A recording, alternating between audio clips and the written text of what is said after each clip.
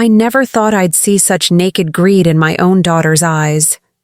When my medical bills piled up and I asked for help, Vanessa called me a financial burden before walking out of my hospital room. 3 months later, on what she thought was just another dreary Monday, I invited her to my attorney's office for what she assumed would be a pathetic attempt to secure a nursing home loan. Before we jump back in, tell us where you're tuning in from, and if this story touches you, make sure you're subscribed because tomorrow, I've saved something extra special for you. The look on her face when the vault doors opened to reveal my silent empire of $70 million. That moment alone was worth every cent I'd kept hidden for decades.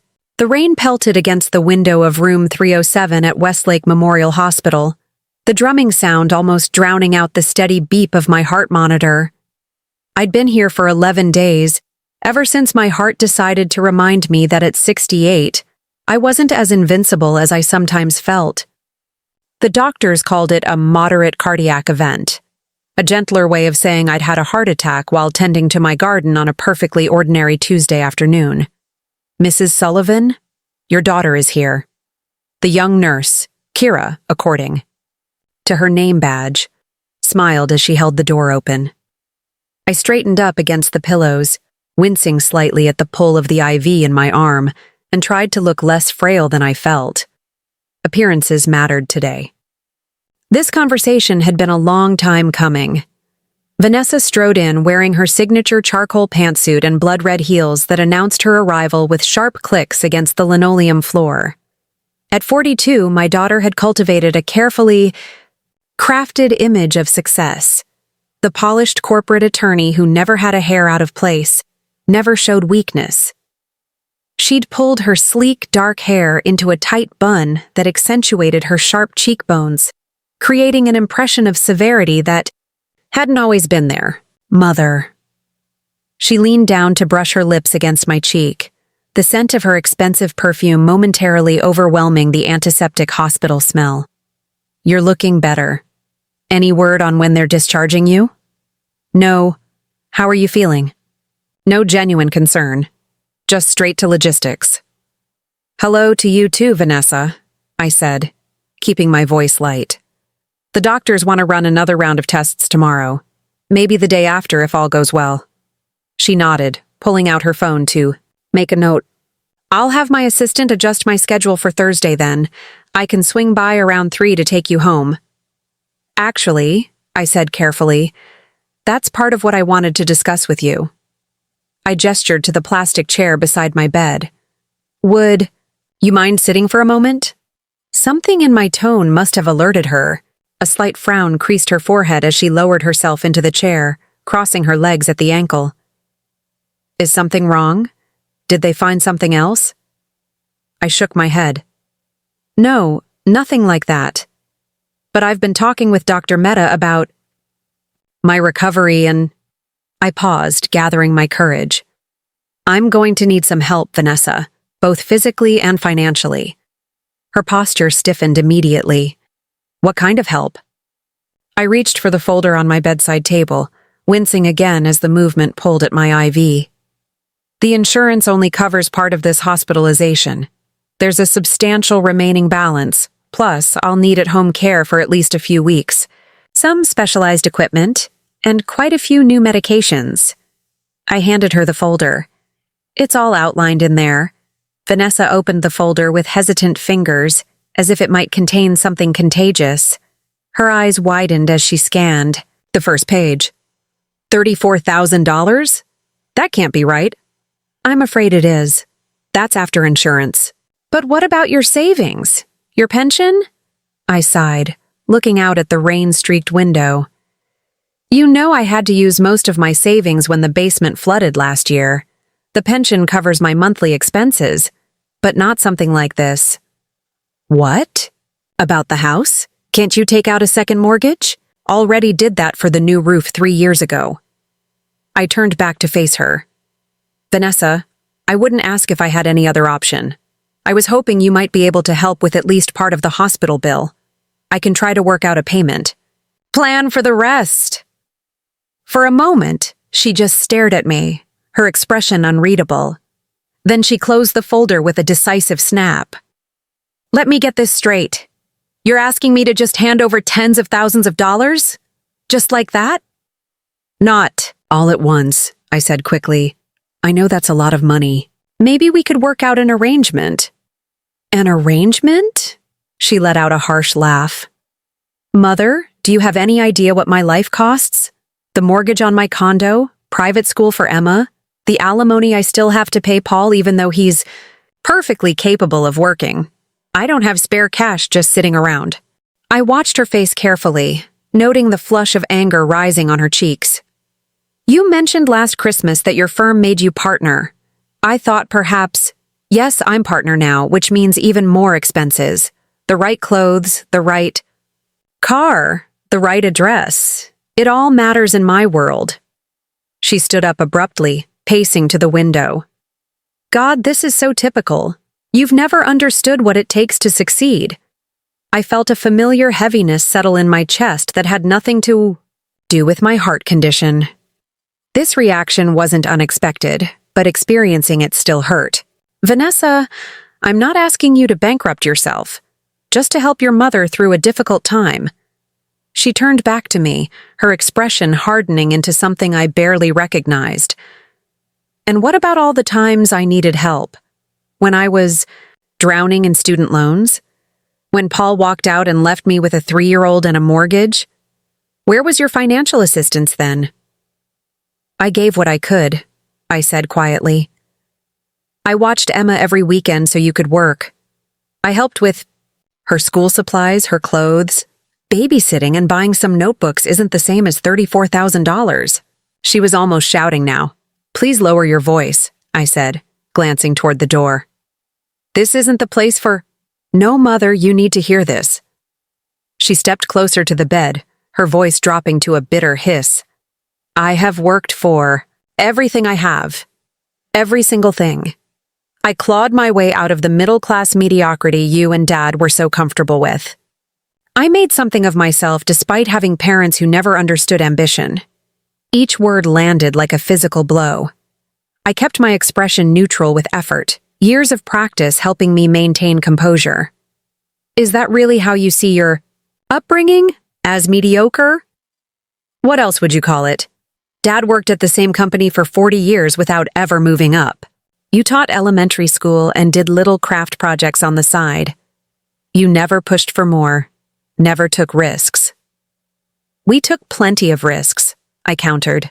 Memories of late-night conversations with my late husband Robert flooding back.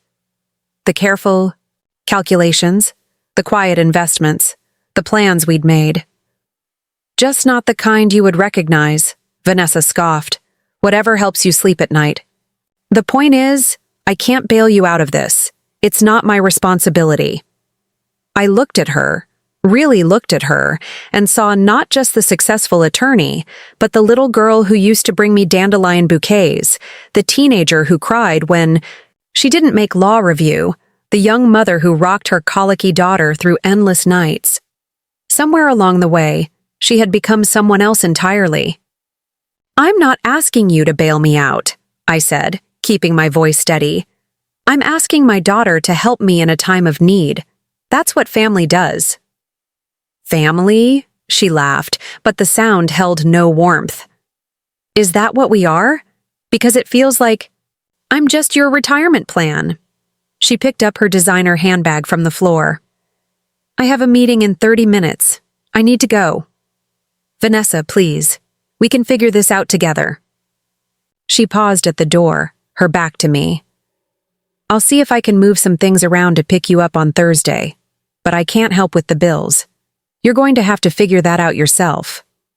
She glanced back, her eyes sweeping over my hospital. Gown, the IV stand, the plain room with its single wilting plant. Maybe it's time to consider selling the house, downsizing to something more appropriate for your situation. With that, she was gone. The click of her heels fading down the hallway, leaving behind only the scent of her perfume and the weight of her rejection. I closed my eyes, allowing a single tear to escape before wiping it away. Preparing and narrating this story took us a lot of time, so if you are enjoying it, subscribe to our channel. It means a lot to us. Now back to the story. Then I reached for my ancient flip phone, the one Vanessa always mocked, and dialed a number I knew by heart. Martin? It's Evelyn Sullivan. I think it's time. I paused, listening to his response. Yes, I'm certain. She's made her position. Quite clear. Another pause. Thursday morning would be perfect. Make sure everything is in place. I smiled slightly at his question. No, I don't think she has any idea at all. I hung up and leaned back against the pillows, staring at the rain outside. Robert and I had anticipated this day might come. We'd spent decades preparing for it, building something in the shadows while living modestly in the light. Our little test had confirmed what I'd feared. Vanessa had become exactly the kind of person we'd tried not to raise, someone who measured human worth by financial value. Well, she was about to learn a very expensive lesson. The next 2 days passed slowly. Dr. Mehta confirmed I was stable enough to go home, though he emphasized the need for follow-up care. The hospital financial services representative came by with payment plan options, her expression sympathetic as she explained. The terms. I signed where indicated, knowing the papers would be irrelevant soon enough. Thursday morning dawned clear and bright, the spring sunshine a welcome change after days of rain. I was dressed and waiting when Kira came to help with the discharge process. Your daughter called, she said, checking my vitals one final time.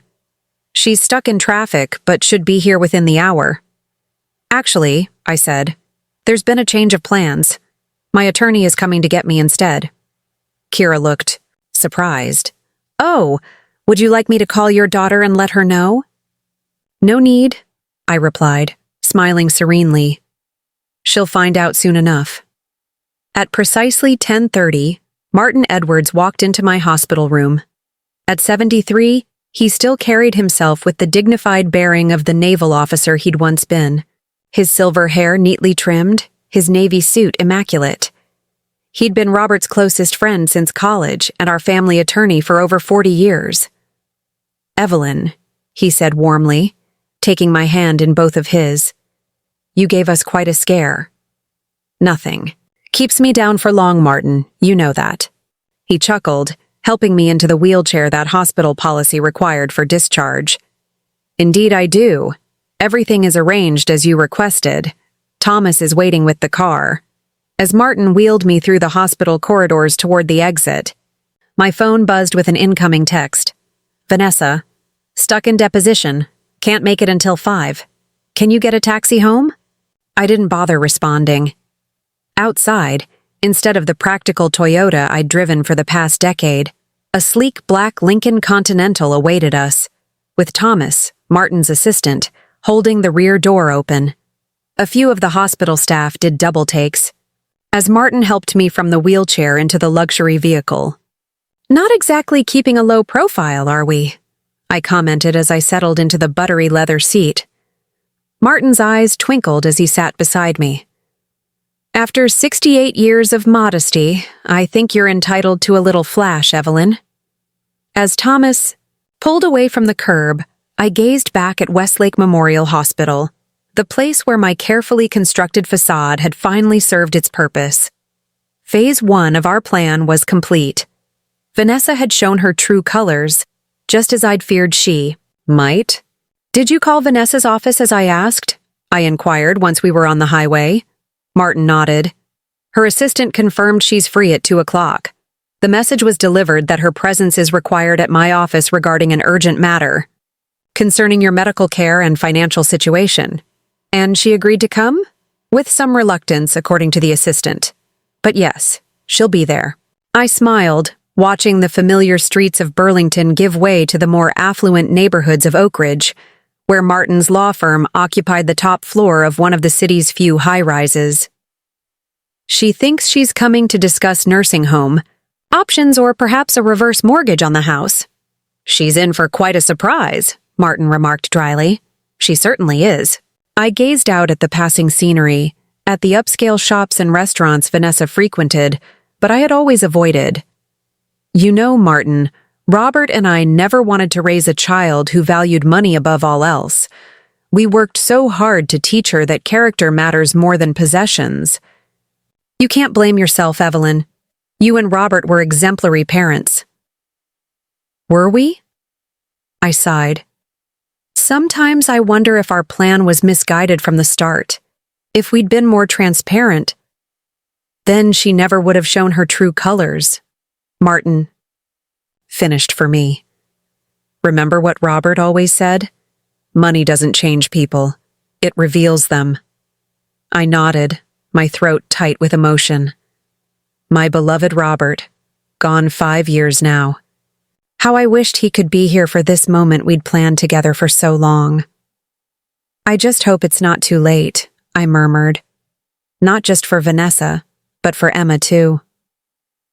We arrived at the Oak Ridge Financial Center at 1:30, giving me time to freshen up in Martin's private office bathroom. I changed from my casual going-home clothes into the outfit Martin's wife Clara had brought earlier at my request. A simple but elegant navy dress with a strand of pearls Robert had given me on our 30th anniversary.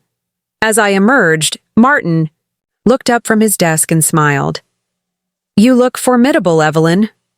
"Good," I replied, settling into one of the comfortable client chairs. That's precisely the impression I want to make. At precisely 2:05 p.m., Martin's intercom buzzed. "Ms. Sullivan has arrived," his receptionist announced. "Show her in, please," Martin responded, standing to greet our visitor. The door opened and Vanessa strode in, irritation evident in every line of her body. "Mother?" She stopped short, clearly surprised to see me sitting calmly in Martin's office rather than recovering at home. "What is this about?" "I got some cryptic message about an urgent financial matter." "Hello, Vanessa," I said evenly. "Please, have a seat. We have a great deal to discuss." She remained standing, glancing suspiciously between me and Martin. "Who is this? And why are you even out of the hospital? I was supposed to pick you up." "Later." "Yes, about that," I replied. "I made other arrangements when it became clear your schedule took priority over your mother's health." A flash of guilt crossed her face, quickly replaced by defensiveness. "I told you I was in a deposition. Some of us have professional obligations."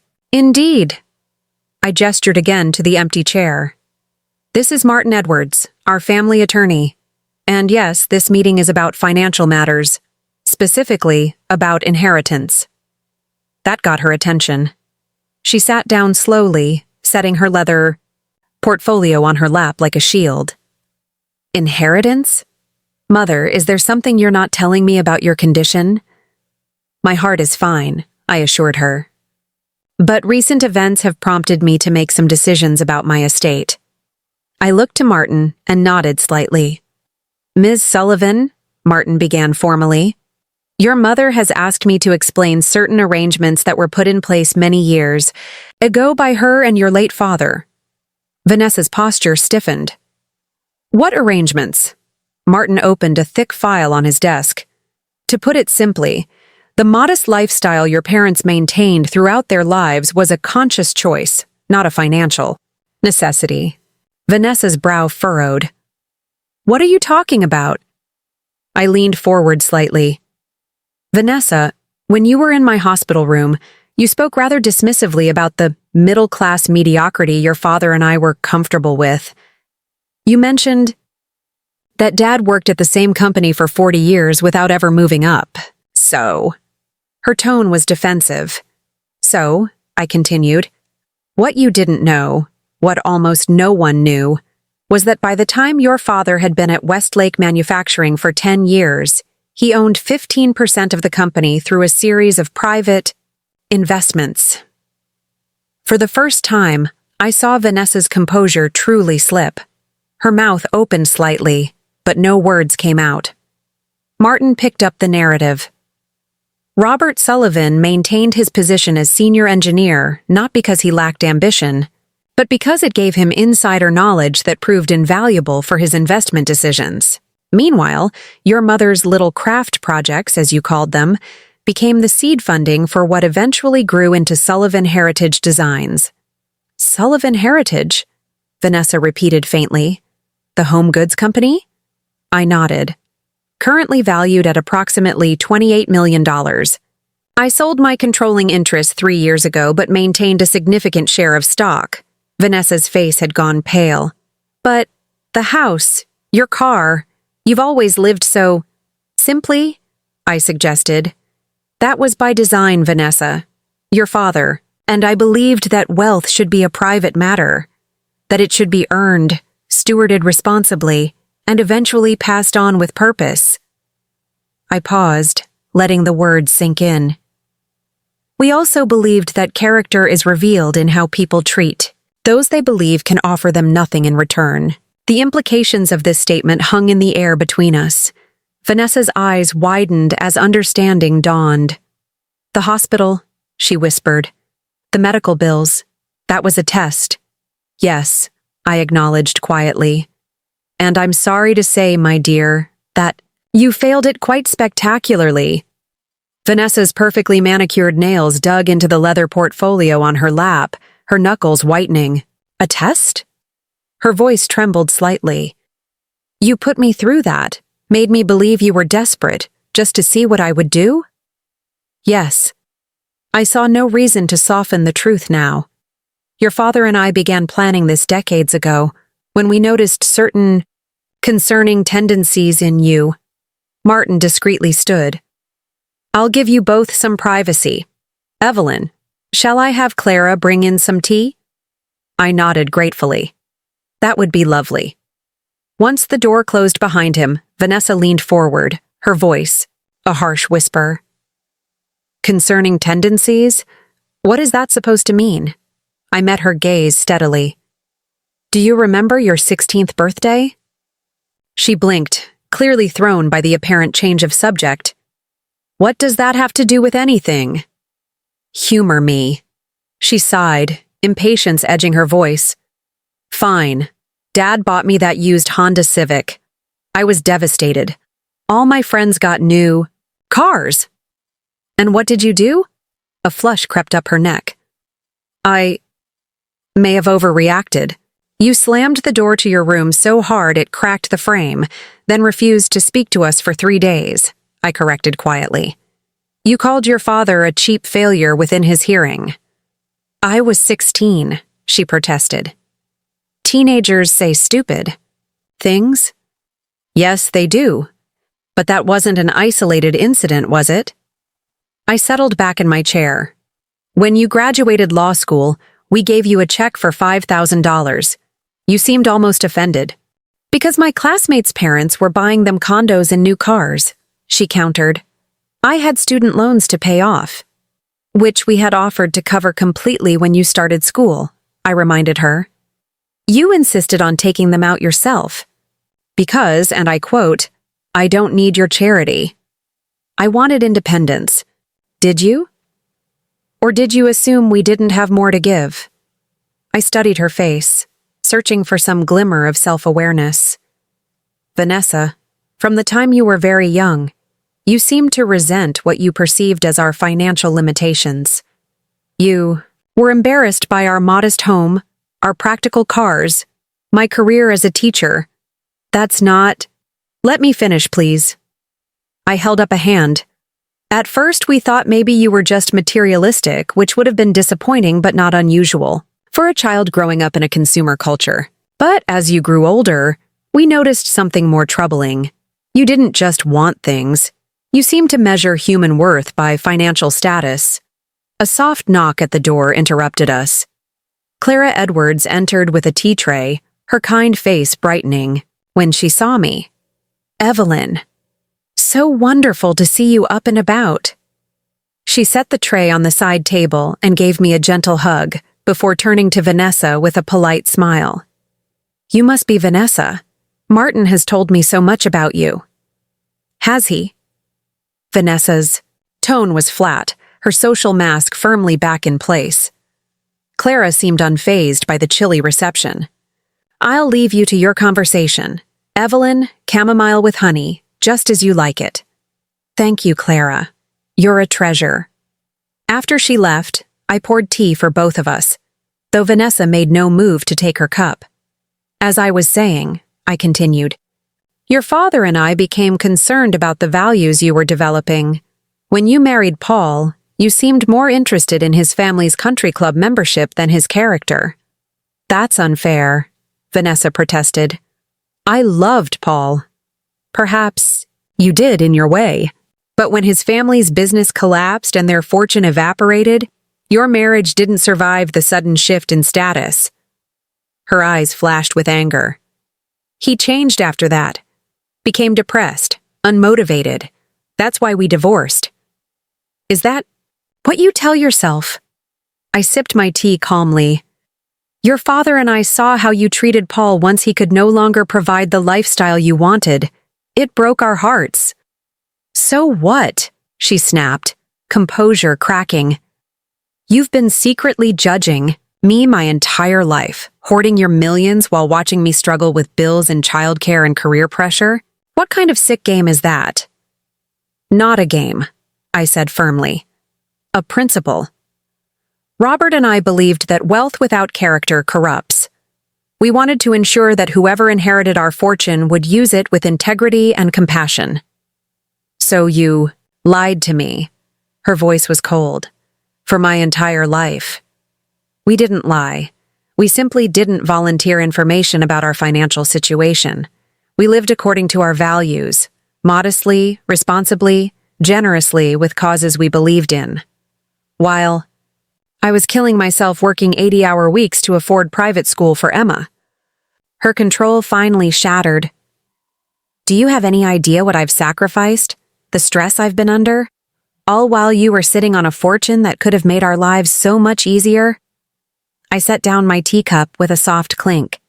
"And there it is. You believe you were entitled to our money simply because it existed. I'm your daughter," she nearly shouted.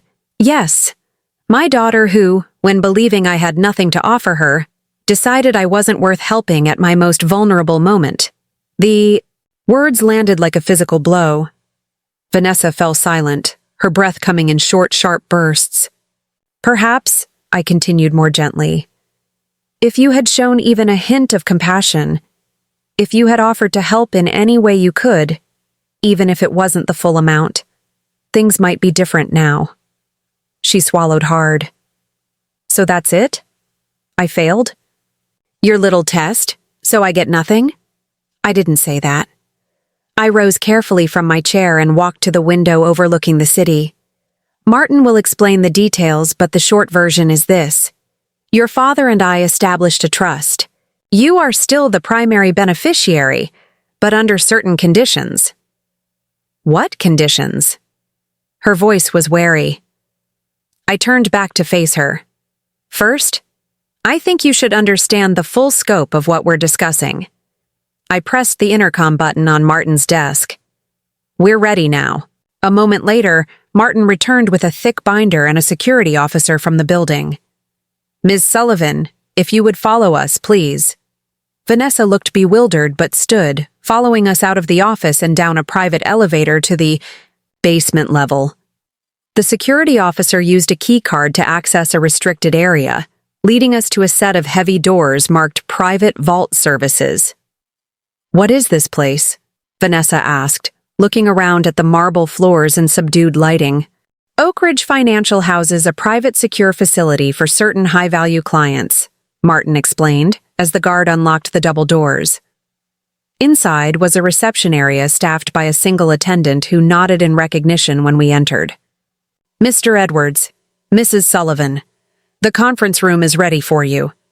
We were led to a windowless room with a large table. On it lay several document boxes, along with folders neatly labeled with various company names. Martin gestured for us to sit. "Evelyn, with your permission?" At my nod, he opened the first box and began laying out documents. The Sullivan Family Trust was established 27 years ago, initially funded with profits from Robert's early investments and Evelyn's growing design business. As of last quarter's valuation, the trust holds assets worth approximately $73 million. Vanessa made a small choking sound. These assets include, Martin continued, a 30% stake in Sullivan Heritage Designs, minority positions in 12 other companies, a commercial real estate portfolio spanning 3 states, an art collection currently on long-term loan to 3 museums, and various other investments.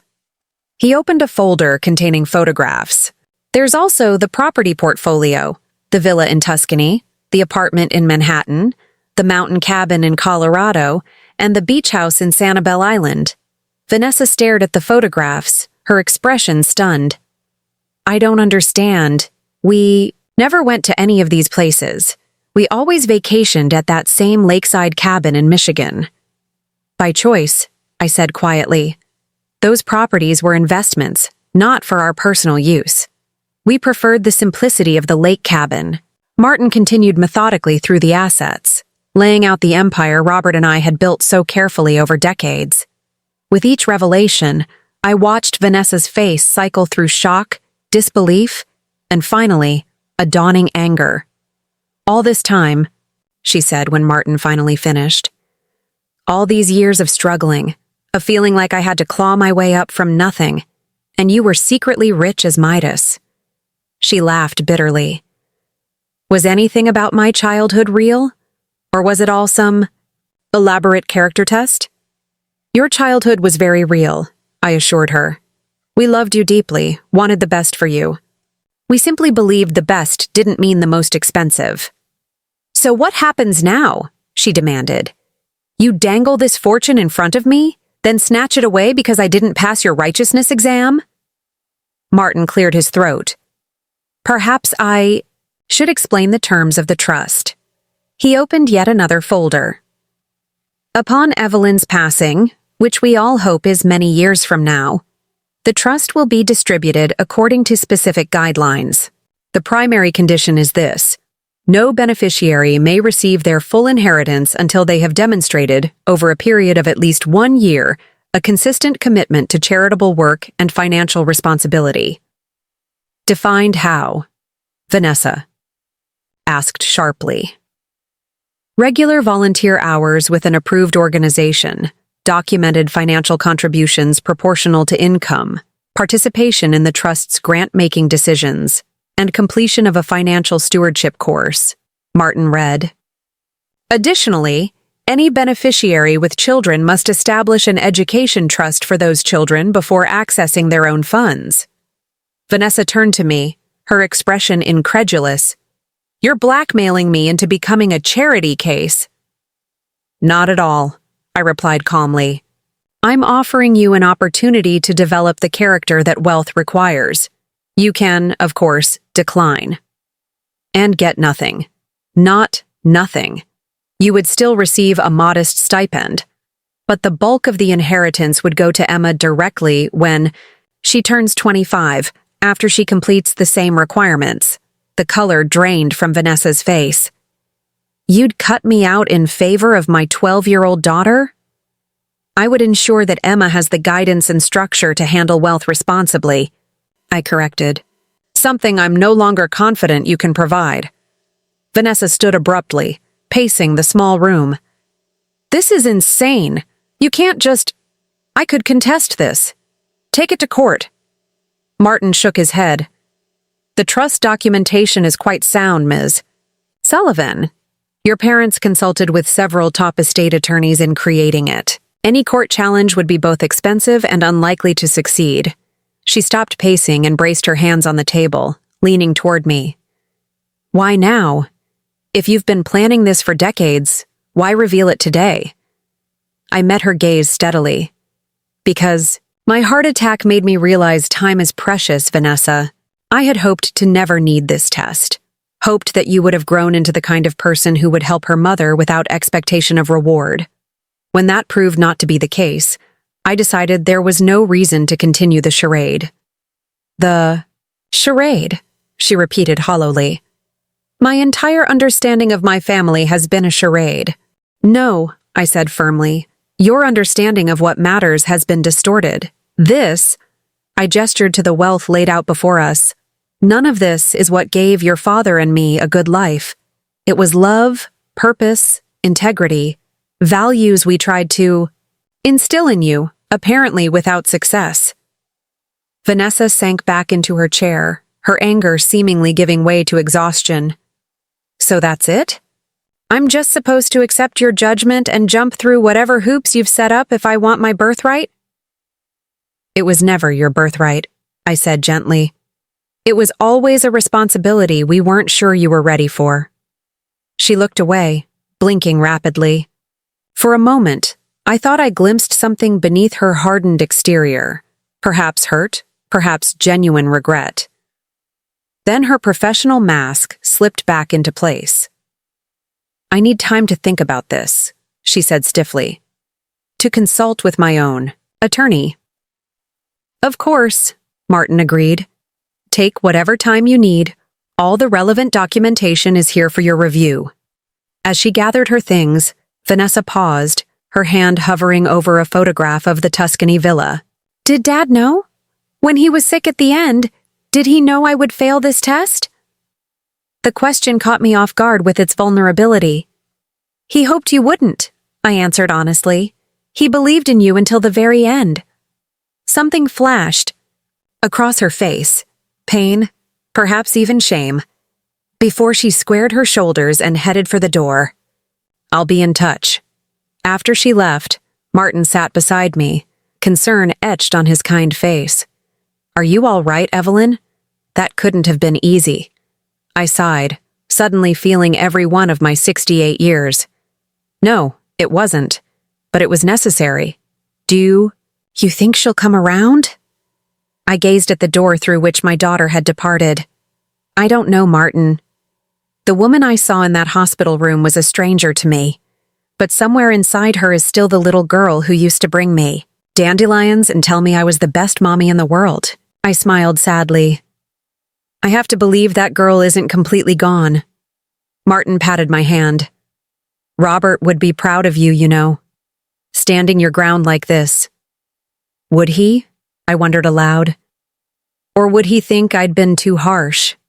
Robert believed in tough love when necessary. And he believed in you, completely. I nodded, gathering strength from the memory of my husband's unwavering faith. Well, then, I suppose we'll see what happens next. The ball, as they say, is in Vanessa's court. What I didn't tell Martin was the heaviness in my heart, the doubt creeping in at the edges of my certainty. Had we made a mistake, Robert and I, with our grand experiment in character building? Had our well-intentioned deception caused the very qualities we'd hoped to prevent? As we left the vault, those questions followed me like shadows. But it was too late for second-guessing now. The truth was out, the challenge laid down. All I could do was wait to see what kind of woman my daughter would choose to become. 3 weeks passed without a word from Vanessa. I settled back into my modest 2-story colonial in Mapleton Heights, the same neighborhood where I'd lived for over 40 years. The house needed work. The wallpaper in the upstairs hallway was peeling at the edges, and the kitchen cabinets had last been updated when Reagan was president. But it was home. Familiar. Safe. Dr. Maida had arranged for a home health aide to visit 3 times a week. Joanna was a sturdy woman in her 50s with strong hands and a no-nonsense attitude that I found refreshing. She helped with exercises to strengthen my heart, monitored my medications, and occasionally prepared meals that adhered to my new dietary restrictions. You've got a visitor, Joanna announced one Thursday afternoon, poking her head into the sunroom where I was working on a crossword puzzle. Little girl says she's your granddaughter. My pulse quickened. Emma? Send her in, please. Emma appeared. In the doorway, her school backpack still slung over one shoulder.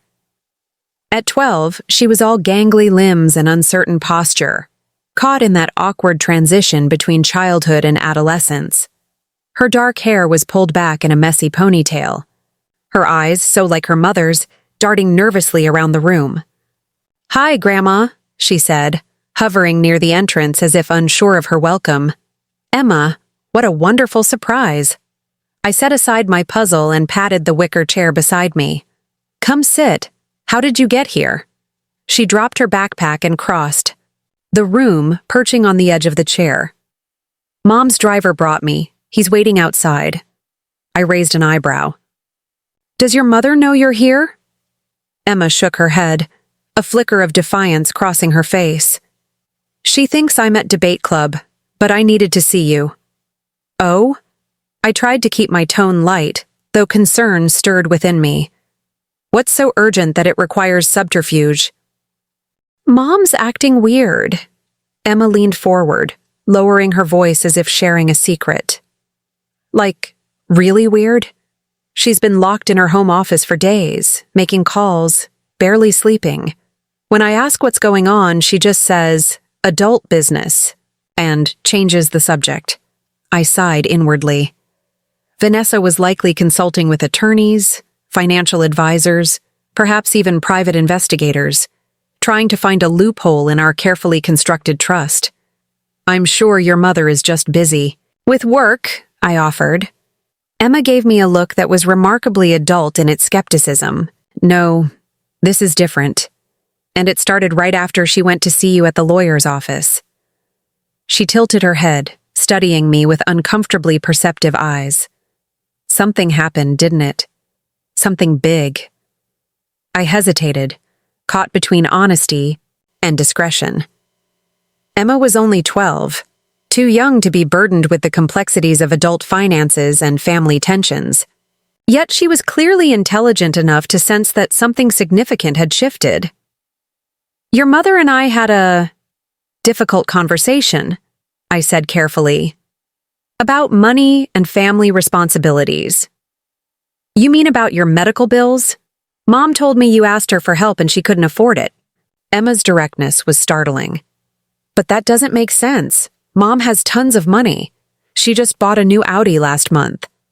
I felt a flare of anger toward Vanessa for involving Emma, however peripherally, in our conflict.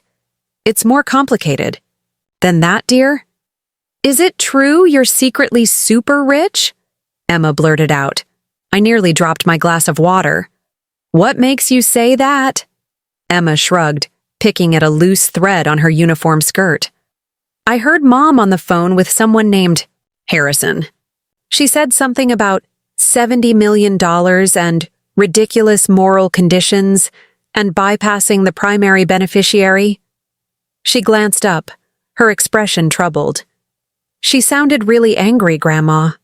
I set down my glass carefully, gathering my thoughts. How much should I tell her? What would Robert do in this situation? "Emma," I began slowly, "there are some family matters that your mother and I need to work through. Adult things that—" "I'm not a baby," she interrupted, a flash of her mother's stubbornness emerging. "I know when I'm being kept out of important stuff. Mom does it all the time." I studied my granddaughter's face, the determination in her eyes, the set of her jaw. In many ways, she reminded me of Vanessa at the same age, before status and ambition had hardened her. But there was something else there, too, a quality of thoughtfulness, of empathy that gave me hope. "You're right," I said finally. "You're not a baby. But this situation is very complicated, and I don't want to put you in the middle of a disagreement between your mother and me." Emma considered this, then nodded slowly. "Okay, but can you at least tell me if you're all right?" Mom made. "It sounded like you were in financial trouble because of the hospital, but now I'm confused." "I'm fine, sweetheart. My medical expenses are being taken care of." I reached out to squeeze her hand. "You don't need to worry about me." She didn't look entirely convinced, but seemed to accept that this was all the information she would get, for now. We spent the next hour in easier conversation. Her classes, her debate team victories, the book series she was currently devouring at a rate of 1 volume per week. As the afternoon light began to fade, Emma checked her phone and jumped. "Up. I have to go. Mom will be home by 6, and I need to be there before she is." I walked her to the door, moving slower than I used to, but steady enough. "Remember, Your first responsibility is to do well in school and enjoy being 12. Let the adults handle their problems. She hesitated on the porch, then turned and hugged me fiercely. I love you, Grandma. Don't let Mom push you around, okay? The simple declaration pierced straight through my careful composure. I love you too, Emma, more than you know. I watched from the window as she climbed into the black SUV parked at the curb, a vehicle worth more than most people in this neighborhood earned in a year. Such a strange life she led. Private school and luxury cars alongside a mother who measured worth in dollars and status. Yet somehow, she seemed to have developed a moral compass that pointed truer than her mother's. Perhaps there was hope yet. The confrontation, when it finally came, was nothing like I had expected. 5 days after Emma's visit, I was in the garden, carefully pruning the rose bushes Robert had planted for our 30th anniversary. The May sunshine was warm on my back, and for the first time since my heart attack, I felt almost normal again, connected to the earth, to the life Robert and I had built together, to the simple pleasures that no amount of wealth could enhance. The sound of tires on gravel alerted me to a visitor. I straightened carefully, one hand pressed against my lower back, and turned to see a familiar silver Audi pulling into my driveway. Vanessa stepped out, dressed more casually than I had seen. Her in years, jeans, a simple blouse, her hair loose around her shoulders. She stood by the car for a moment, surveying the modest house, the well-kept but certainly not luxurious garden, the aging Toyota in the garage. "Mother," she called, making her way across the lawn toward me. "Should you be out here exerting yourself so soon after a heart attack?" I stripped off my gardening gloves. "Dr. Maida says light activity is good for recovery. The roses needed attention." She reached the garden bed, glancing at the pruned bushes with an unreadable expression. "Dad's? Mr. Lincoln's. I remember when he planted them." The fact that she remembered the variety name surprised me. "Yes, still going strong after all these years." An awkward silence fell between us. Finally, Vanessa gestured toward the porch. "Can we talk?" I nodded, leading the way to the wicker furniture set that had graced our porch for decades. As we settled, and I noticed Vanessa looking around with new eyes, not with her usual barely concealed disdain for our shabby furnishings, but with something like wonder. "All these years," she said quietly, "I thought you and Dad couldn't afford better. That you were stuck in some middle-class rut because you lacked ambition or financial acumen." "We could have afforded anything we wanted," I replied simply. "We just happened to want this." She shook her head, a rueful smile tugging at her lips. "I've spent the past month talking to financial advisors, attorneys, even a therapist. Do you know what they all said, in different ways? That I've been chasing the wrong things my entire adult life." This was not the angry confrontation I had anticipated. I waited, letting her continue. "The thing is," she went on, "I truly believed I was doing the right thing. Building security, creating opportunities for Emma, establishing myself in a competitive field." She met my gaze directly. "I thought I was protecting us from ending up like Aunt Sarah." Sarah. My younger sister, who had lost everything in a bad investment and spent her final years dependent on the charity of others. The memory of Sarah's humiliation, her depression, her early death had clearly left a deeper mark on Vanessa than I had realized. "I was 15 when Aunt Sarah moved into that terrible assisted living place," Vanessa continued. "I remember visiting her there, seeing how the staff treated her because she couldn't afford the premium care package. I swore I would never end up like that, dependent, diminished, discarded." "Oh, Vanessa," I sighed. "Is that what's been driving you all these years? Fear?" She looked away, her fingers tracing the weathered arm of the wicker chair. "I thought if I accumulated enough, money, status, power, I could keep myself and Emma safe from that kind of fate. The more I achieved, the more I needed to achieve just to feel secure. For the first time in years, perhaps decades, I saw my daughter clearly, not as the cold, ambitious woman who had dismissed my need for help, but as a frightened girl who had witnessed vulnerability and vowed never to experience it herself. "What happens now?" I asked quietly. Vanessa reached into her purse and pulled out a thick envelope.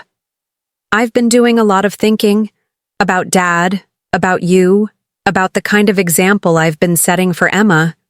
She handed me the envelope. "This is my response to the trust conditions." Inside was a formal letter, printed on her law firm's stationery. "To the trustees of the Sullivan Family Trust. After careful consideration, I, Vanessa Sullivan Harrington, hereby accept all conditions set forth regarding my potential inheritance." The letter continued, outlining her commitment to fulfilling each requirement: volunteer work with a legal aid clinic serving low-income seniors, financial education courses, establishment of a structured education trust for Emma. Beneath this formal document was something more personal, a handwritten note on plain stationery. "Mom, I've spent my entire adult life believing wealth was the ultimate safety net. I now realize true security comes from something deeper, the values and relationships that money can't buy. I failed your test, and I'm sorry. Not because it might cost me an inheritance, but because I failed to be the daughter you deserved when you needed me most. I don't expect immediate forgiveness, but I hope you'll give me the chance to show you that I can be different, that I want to be different, for Emma's sake, for yours, and for my own. With love and regret, Vanessa." I read the note twice, then carefully folded it and returned it to the envelope. When I looked up, Vanessa was watching me with an expression I hadn't seen since she was a child: uncertain, vulnerable, hopeful. I told Harrison, my attorney, that I wouldn't be pursuing any challenges to the trust, she said quietly. "He thinks I'm insane to leave that much money on the table," as he put it. "And what do you think?" I asked. She took a deep breath. "I think I need to relearn some things that I used to know about what really matters." She hesitated, then added, "Emma helped me see that. She asked me last week why having money made people mean. Despite everything, I smiled. Out of the mouths of babes. She's smarter than I was at her age. Kinder, too." Vanessa's voice softened. "I don't want her to grow up thinking her value comes from her bank account. I don't want her to treat people the way I treated you." The admission hung between us, honest and raw. I reached across the space separating us and took my daughter's hand. "It's not too late to change course, Vanessa. It never is." Her fingers tightened around mine. "I've already started. I stepped down from the partnership track at the firm. I'm transitioning to their pro bono division, focusing on elder law and financial abuse cases." I couldn't hide my surprise. "That's a significant change. A necessary one." She managed a small smile. "Don't worry. I'll still be able to pay Emma's tuition, just maybe not the Audi payments too." "The horror," I said dryly, and to my delight, Vanessa actually laughed, a genuine sound I hadn't heard from her in too long. "I'm not saying I've had some magical transformation," she cautioned. "I still catch myself thinking in the old patterns, but I'm trying. And I want—" She hesitated. "I want to help with your recovery, the right way this time. Not because of what I might get out of it, but because you're my mother and I love you." The words I had waited so long to hear. Not perfect, not a complete resolution, but a beginning. "I'd like that," I said simply. As the afternoon sun slanted across the porch, casting long shadows across the floorboards worn smooth by decades of family footsteps, I felt Robert's presence as strongly as if he were sitting beside us. He would have been pleased, I thought. Not triumphant, not vindicated, but quietly satisfied that our daughter was finding her way back to the values we had tried to instill. The test had worked after all, though not in the way we had originally imagined. Sometimes the longest journeys Begin with a painful first step. Summer bloomed across Mapleton Heights, bringing with it a particular kind of golden light that always reminded me of Robert. He'd loved this time of year. The lengthening days, the birdsong that started before dawn, the lazy evenings on the porch with fireflies punctuating the darkness like earthbound stars. 2 months had passed since Vanessa's unexpected apology. True to her word, she had begun the process of honoring the trust conditions, though not without struggle. Old habits, as they say, die hard. "Mother, this is ridiculous," Vanessa declared one sweltering July afternoon as she drove me home from my cardiology appointment. "Dr. Maida said your recovery is exceptional. You don't need to keep living in that old house with those steep stairs. Let me at least help you find a nice single-level place." I gazed out the window at the familiar streets of our town. "I'm managing just fine, thank you. Joanna comes 3 times a week, and I've moved my bedroom to the first-floor study." "But, Vanessa," I interrupted gently, "one of the most important lessons your father and I learned over the years is the difference between wants and needs. I don't need a new house.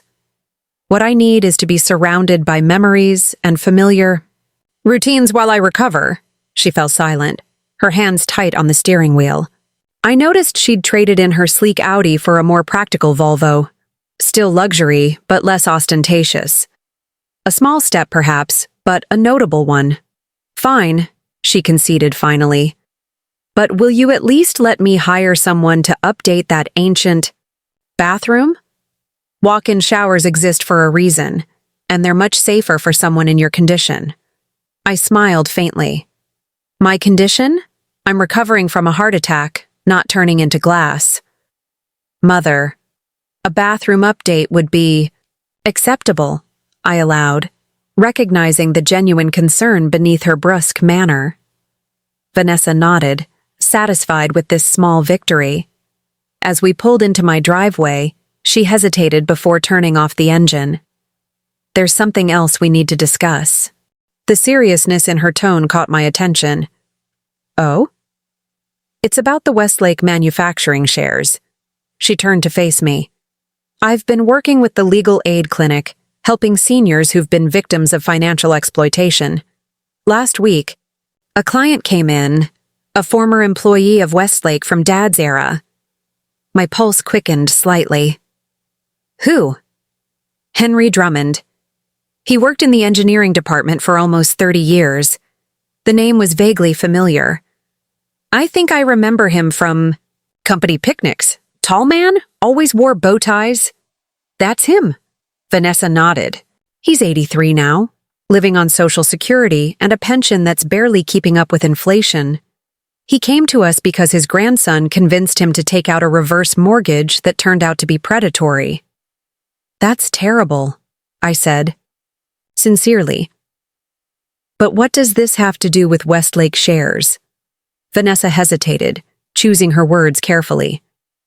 "While reviewing his employment history, I discovered something troubling. In the late 80s, when Dad was acquiring his stake in the company, there was an employee stock option program that wasn't properly administered. Many workers, including Henry, never received shares they were entitled to." I stared at her, processing this information. "Are you saying your father's investments were somehow improper?" "No," she said quickly. "I don't think Dad knew about the administrative error. But the fact remains that dozens of longtime employees were shortchanged, while the executives and outside investors like Dad benefited. The implication hung heavily between us. Had Robert's success, part of the foundation of our fortune, been built partly on the backs of people like Henry Drummond? "What do you propose?" I asked quietly. Vanessa took a deep breath. "I've been reviewing the trust documents. There's a provision that allows for remediation of past business inequities using trust assets. I think we should establish a fund for the affected employees or their heirs. It would be substantial, potentially several $1,000,000, but it's the right thing to do." I studied my daughter's face, searching for any hint of the calculating woman who had dismissed my medical needs just months ago. Instead, I saw only earnest determination, and something else that looked remarkably like her father's sense of justice. "Have you discussed this with Martin?" I asked. "Not yet. I wanted to speak with you first." I nodded slowly. "Let's invite him for lunch tomorrow. I'd like to hear more about your proposal." As we entered the house, I couldn't help but reflect on the irony. The test I had set for Vanessa, meant to reveal her character, was now prompting her to test mine. Was I truly committed to the principles of integrity and fairness that Robert and I had claimed were more important than wealth? Or would I balk when those principles threatened to reduce the fortune we had accumulated? The next morning, I woke early and made my way to the kitchen, intending to prepare breakfast before Martin and Vanessa arrived. To my surprise, Emma was already there, measuring flour into a mixing bowl. "Emma, what are you doing here so early?" She looked up with a grin.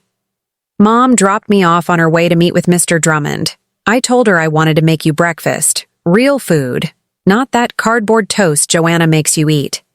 I laughed, watching as she cracked eggs with surprising skill. "And what constitutes real food in your expert opinion?" "Blueberry pancakes, obviously." "With real maple syrup, not that fake corn syrup stuff." She wrinkled her nose in disgust. "Mom says your cholesterol is too high for bacon, but I brought turkey sausage instead." Very considerate. I moved to help, but Emma shooed me toward a chair. "Sit. Doctor's orders. Mom says you're supposed to rest." "Your mother seems to have a lot of opinions about my recovery," I observed mildly. Emma rolled her eyes. "She's just worried about you. She has your hospital photo as her phone wallpaper now, you know." This genuinely surprised me. "Does she?" "Mm-hmm. And she's been reading all these books about heart health and longevity. There are, like, sticky notes everywhere." Emma poured batter onto the hot griddle with careful concentration. "She's different since your heart attack. Less, I don't know, stressed? Angry? Something." I watched my granddaughter move around the kitchen with confidence, noting how much she had grown just in the past few months. "Different how?" Emma considered this as she flipped a perfectly golden pancake. "She listens more. Like, actually listens instead of just waiting for her turn to talk. And she started this thing where we have dinner together every night with no phones allowed." She transferred the pancake to a plate and poured another circle of batter. "Last week she even canceled a client meeting because it was my debate championship." "Did you win?" Emma beamed. "First place. Mom cheered so loud it was kind of embarrassing." "I'm sorry I missed it," I said sincerely. "Next time I'll make sure you're there." She set a plate of pancakes in front of me, then took the seat opposite. "Grandma, can I ask you something?" "Of course." "Are you really rich? Like super rich?" I nearly choked on my first bite. "What makes you ask that?" "Mom and I had a big talk last weekend. She said that you and Grandpa built something important. But that money isn't what makes people important." Emma cut her pancakes into precise triangles. "She said she used to think it was, but she was wrong. Then she made me promise not to tell anyone at school about the family situation, whatever that means." I considered how to respond to this remarkably direct question. Emma deserved honesty, but she was still a child. "Your grandfather and I were fortunate in our investments," I said carefully. "We did well financially, yes, but we always believed that character matters more than bank accounts." Emma nodded thoughtfully. "Mom said something like that too. She said Grandpa was the smartest, kindest man she ever knew, and that she forgot a lot of what he taught her, but she's trying to remember now." My heart swelled at the thought of Vanessa speaking of her father this way to Emma. Perhaps Robert's legacy would live on in ways we hadn't anticipated. The doorbell rang, interrupting our conversation. Martin had arrived, and Vanessa wasn't far behind him. Soon, my small dining room was filled with voices as we discussed the Westlake situation over coffee. "The documentation is compelling," Martin acknowledged, reviewing the files Vanessa had brought. "The administrative error affected approximately 70 employees, most of whom are now elderly or deceased. If we establish a remediation fund, Vanessa explained, we can locate these individuals or their heirs and provide them with the value of the shares they should have received, plus reasonable interest. The total amount would be close to $4 million, Martin noted, glancing at me. It would require liquidating some of the trust's holdings. $4 million, I repeated softly. Not an insignificant sum, even for our substantial trust. Vanessa leaned forward. Mother, we don't have to do this. Legally, there's no obligation. The statute of limitations has long expired. But ethically, I asked. Ethically? She hesitated. I believe Dad would want to make this right. I closed my eyes briefly, imagining what Robert would say if he were here. The answer came easily. Then we'll make it right. The relief on Vanessa's face was palpable. Thank you. Don't thank me, I said. This was your initiative. Your father would be proud of you for bringing it to light. For a moment, Vanessa looked like she might cry, a rare display of emotion from my usually composed daughter. She quickly regained control, turning to Martin to discuss implementation details. I excused myself from the table, needing a moment alone. In the quiet of the kitchen, I found Emma loading the dishwasher. You don't have to do that, I told her. She shrugged. I don't mind. Mom says we should always clean up our own messes. Your mother is becoming quite wise in her old age, I said with a small smile. Emma closed the dishwasher and turned to face me. Mom told me about the Westlake thing, about how you're giving away money to make something right that happened a long time ago. She did she? She said it's what integrity looks like. Emma's clear eyes met mine. I think it's pretty cool. From the mouth of a 12-year-old, this constituted high praise indeed. Thank you, Emma. She hesitated, then asked, Is it hard, giving away that much money? I considered the question carefully. Money itself isn't hard to give away. What's difficult is acknowledging that something you benefited from might have caused harm to others, even unintentionally. Emma nodded solemnly. Like when I got the lead in the school play last year, but then found out Lily Chen should have gotten it because the drama teacher didn't see her audition video. Exactly like that, I said, impressed by her perception. Did you do the right thing then? I told the truth and they gave us both parts, Emma said. We had to share, but it felt better than knowing I got something I didn't deserve. Out of the mouths of babes, indeed. Later that afternoon, after Martin had departed with the necessary paperwork to establish the remediation fund, Vanessa lingered on the porch. Emma had gone inside to call a friend, leaving us alone in the golden, late daylight. Thank you, Vanessa said quietly, for supporting the Westlake initiative. It was the right decision. Still. She gazed out at the neighborhood, the modest homes with their well-tended gardens. It would have been easier to ignore it, to rationalize that it happened decades ago, that legal responsibility had expired. Easier, yes, I agreed, but not better. Vanessa turned to me, her expression serious. All those years I spent chasing wealth and status. I think I was trying to fill something empty inside me. Some need to prove myself. She shook her head, ruefully. And all along, you and Dad had more than I could imagine, but you chose a different path. We weren't perfect, Vanessa, I said gently. Our methods were unconventional, to say the least. Testing you the way we did was exactly what I needed, she finished. I was becoming someone I don't think I would have liked very much.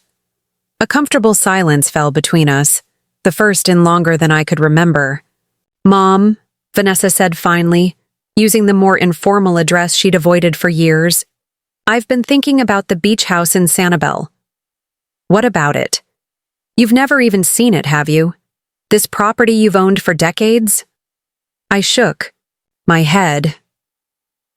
It was an investment, not a vacation home. Well, Dr. Mehta says your recovery is going well. Emma has 3 weeks before school starts again. She glanced at me, almost shyly. What would you think about actually using one of those properties you own? The 3 of us. A family vacation. The invitation caught me by surprise. You want to take a vacation? With me? Is that so hard to believe? Frankly, yes, I admitted. The Vanessa I knew 3 months ago wouldn't have suggested it. The Vanessa from 3 months ago was an idiot, she said bluntly. I'm trying to be different, better. She hesitated. Emma needs to know her grandmother. I need to know my mother.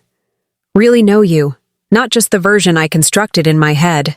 I felt something shift between us, a door long closed beginning to open. Sanibel in August is dreadfully hot, I said mildly, so we'll crank up the air conditioning, or try the place in Colorado instead. The point is, she broke off clearly, frustrated with herself. The point is, I want us to be a family, a real one, not just people connected by DNA and financial trusts. I looked at my daughter, really looked at her, and saw beyond the polished exterior to the woman struggling to redefine herself, to grow beyond the limitations she had unknowingly accepted. Sanibel sounds lovely, I said softly. I've always wanted to collect seashells. Vanessa's smile, genuine, unguarded, was like witnessing a flower unfurl after a long winter. Then Sanibel it is. As Emma bounded back onto the porch, chattering excitedly about the upcoming trip, I felt Robert's presence more strongly than ever. Not everything had unfolded as we had planned, but perhaps the outcome was better than we could have imagined. Our fortune had finally accomplished what we had always intended. Not just financial security, but the true wealth of family connection, integrity, and purpose that transcended any bank balance. 1 year later, the ceremony was small but meaningful, held in the community room of the Mapleton Heights Public Library. Just 40 people gathered to witness the official launch of the Sullivan Foundation, though the impact of what we were beginning would eventually reach thousands. I sat in the front row beside Emma, now 13 and growing more poised by the day. She wore a simple blue dress and her grandmother's pearls, a gift I had presented to her that morning, telling her that true heirlooms carried stories, not just monetary value. At the podium, Vanessa stood tall and confident, but with a softness that had been absent during her corporate law days. Her hair was shorter now, her clothes less severe, though still elegant in their simplicity. "Thank you all for coming today," she began, her voice steady as she addressed the room. "The Sullivan Foundation represents more than just a charitable organization. It embodies values my parents instilled in me, values I lost sight of for a time, but have been fortunate enough to rediscover." My eyes swept across the gathered attendees, Martin and Clara Edwards, Henry Drummond and several other former Westlake employees, representatives from the local hospital and educational institutions, a small cohort from the legal aid clinic where Vanessa now worked full-time. When my father, Robert Sullivan, passed away 5 years ago, Vanessa continued, he left behind more than just material assets. He left a legacy of quiet integrity, of believing that wealth is a responsibility, not a privilege. Today we honor that legacy by dedicating the majority of the Sullivan family resources to addressing 3 core areas: elder care and protection, educational opportunity, and community revitalization right here in our hometown.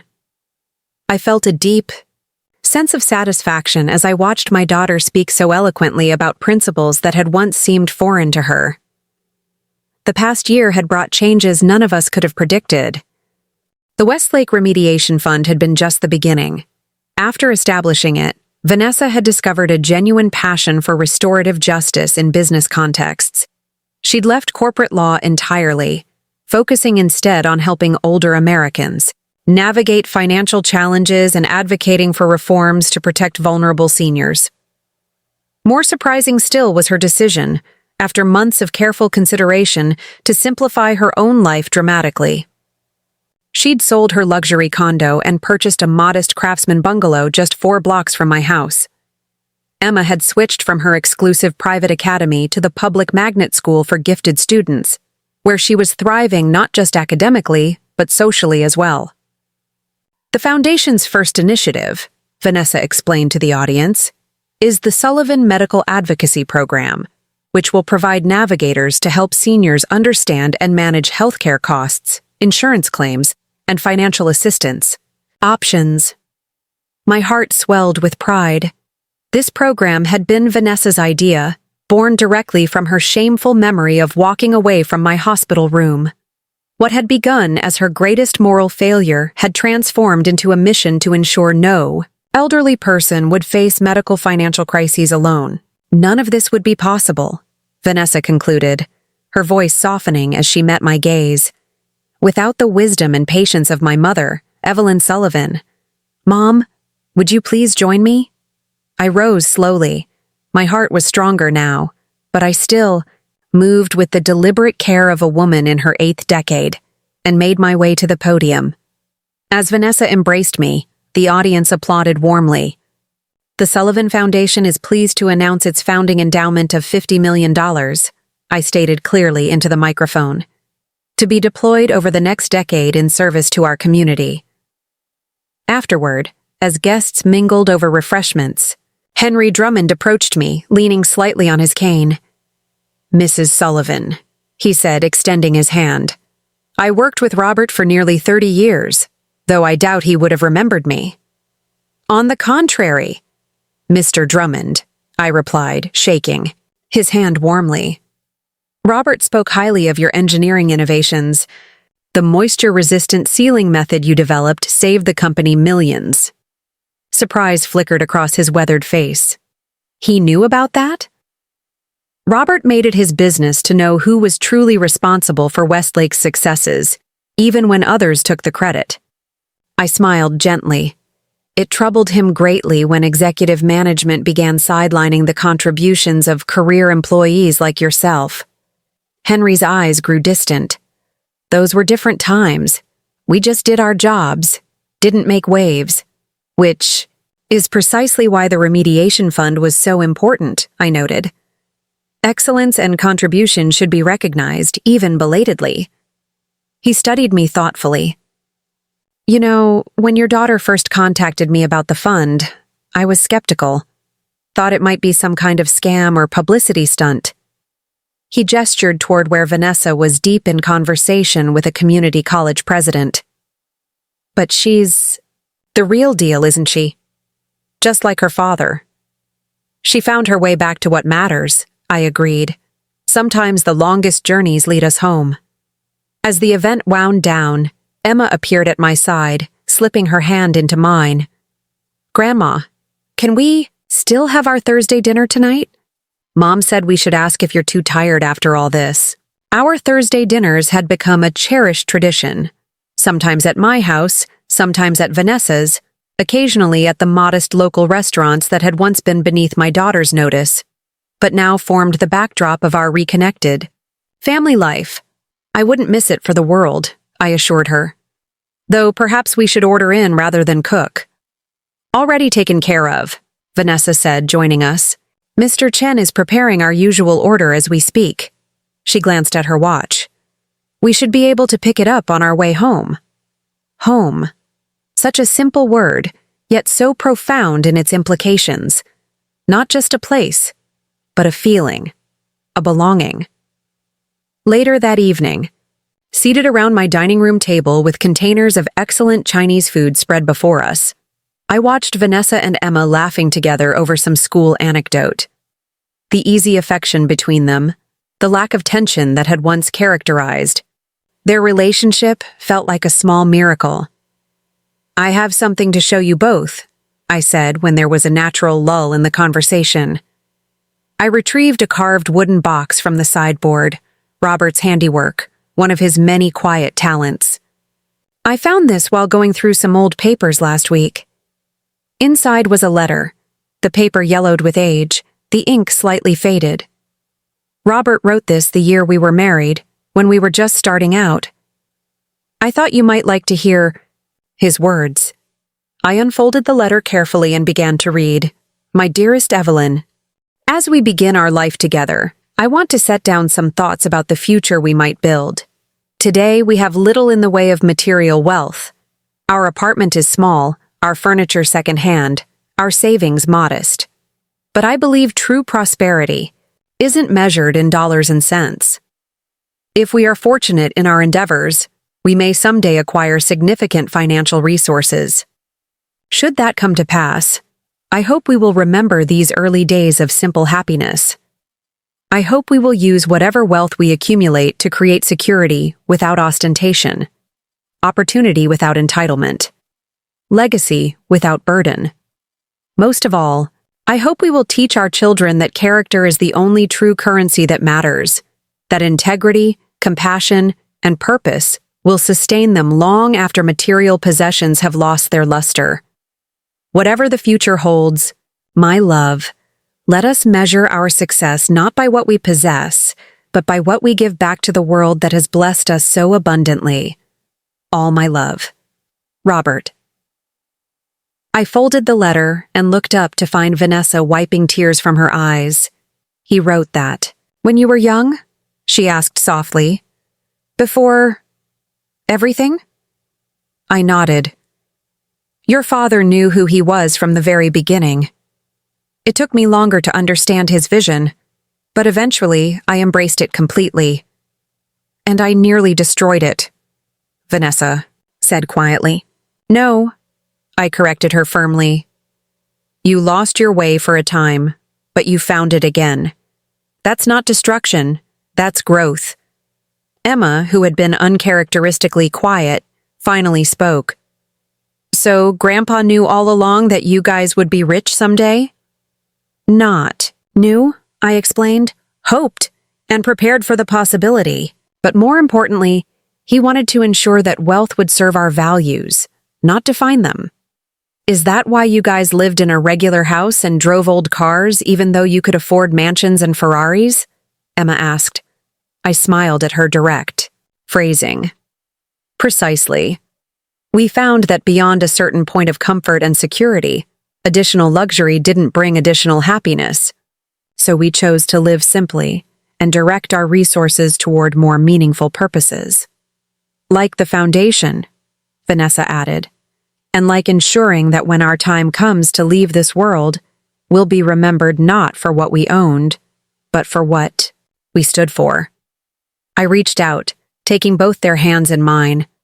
That's the true inheritance your grandfather wanted to leave, not just to you, but to everyone whose lives we touch.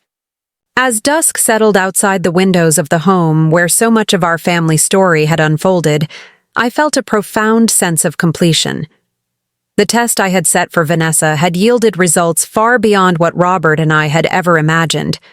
Not just a daughter who had rediscovered her moral compass, but a granddaughter who would carry forward our deepest values and a foundation that would extend our family's purpose long after we were gone. The silent empire we had built wasn't measured in millions after all, but in moments like these, in connections restored, lessons learned, and love that had weathered even the harshest of tests. Some fortunes can't be calculated on any balance sheet. They can only be felt in a heart that recognizes what truly matters. Up next, you've got 2 more standout stories right on your screen. If this one hits the mark, you won't want to pass these up. Just click and check them out. And don't forget to subscribe and turn on the notification bell so you don't miss any upload from us.